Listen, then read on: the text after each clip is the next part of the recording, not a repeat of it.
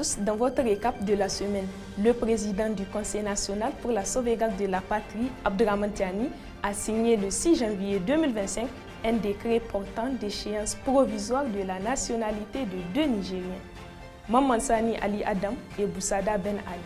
Cette décision repose sur des ordonnances récentes visant à sanctionner les personnes impliquées dans des actes du terrorisme ou portant atteinte aux intérêts stratégiques du Niger.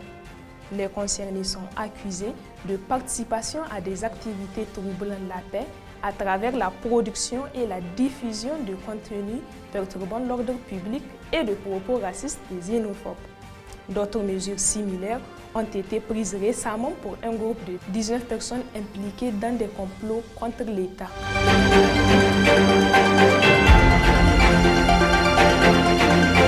Toujours au Niger, on se rappelle de l'activiste Moussa Tchangari, secrétaire général de l'association Alternative Espace Citoyen, arrêté à son domicile le 3 décembre dernier.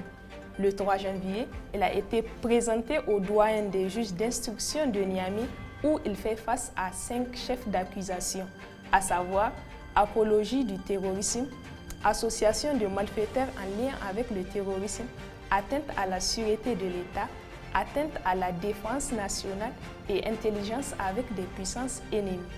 Il a finalement été transféré à la prison civile de Filengue après plus d'1 mois de garde à vue.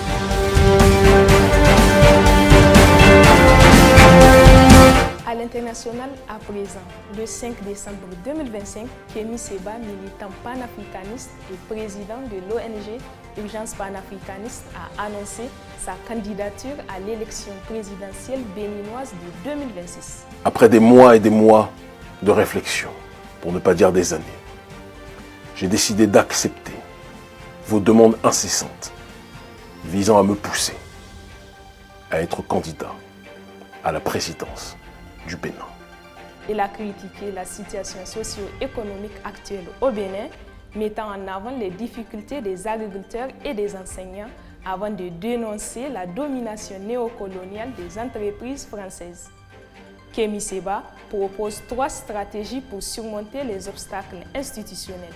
Il s'agit notamment de l'obtention du soutien du parti d'opposition Les Démocrates, de plaider pour une révision du code électoral et d'initier une mobilisation populaire appelée Opération Jéricho. La classe politique béninoise n'a pas officiellement réagi à cette annonce. C'est officiel, John Dramani Mahama est devenu le nouveau président de la République du Ghana après un premier mandat et 2 tentatives de retour ratées. La cérémonie d'investiture a eu lieu ce 7 janvier 2025 à Accra et a attiré des personnalités régionales et internationales, dont le Premier ministre nigérien Ali Mohamed Lamine Zen. Le nouveau président de la République du Ghana a prêté serment aux côtés de sa vice-présidente, Gen Nana Akufo-Addo, la première femme à occuper ce poste. Sa campagne a mis l'accent sur la relance économique, la lutte contre la corruption et l'amélioration des infrastructures.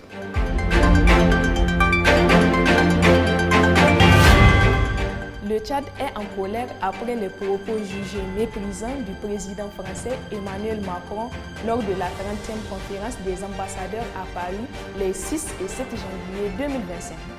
En réponse, N'Djamena a décidé d'accélérer le retrait des troupes françaises avec une date butoir fixée au 31 janvier 2025. Cette date est, selon le Premier ministre, non négociable et doit être respectée sans condition. Quant au processus du retrait déjà entamé, il prévoit la rétrocession de plusieurs bases militaires au gouvernement tchadien.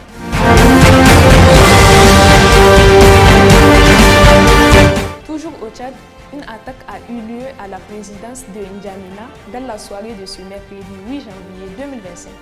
Le ministre tchadien des Affaires étrangères et porte-parole du gouvernement, Abderrahmane Koulamala, parle de tentatives désespérées, écartant ainsi l'hypothèse d'actes terroristes. Je voudrais rassurer l'ensemble des Tchadiens que la situation est sous contrôle. C'est un petit incident qui s'est passé et je reviendrai longuement tout au long de la soirée pour vous dire ce qui s'est passé. Je suis actuellement à la présidence de la République. Comme vous voyez, il n'y a absolument rien tout est calme. L'attaque a été menée par un groupe de 24 individus armés de machettes et de couteaux qui ont simulé une panne de véhicule pour accéder à la présidence. Les assaillants, sous l'influence de l'alcool et de drogue, ont poignardé les gardes en faction. Un total de 19 personnes ont été tuées, dont 18 assaillants et un garde.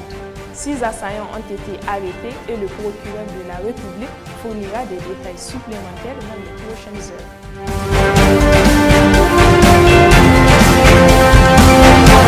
Point final de ce récap de la semaine. Merci de nous avoir suivis. N'oubliez pas, vous pouvez retrouver tous les détails de ces informations sur notre site niameyinfo.com. Vous pouvez également nous suivre sur nos pages Facebook, TikTok, Instagram, X ou encore sur notre chaîne WhatsApp.